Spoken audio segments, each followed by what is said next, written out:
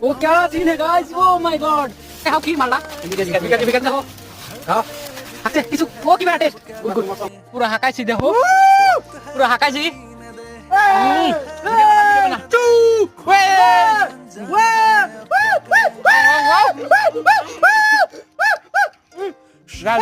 কি আগুন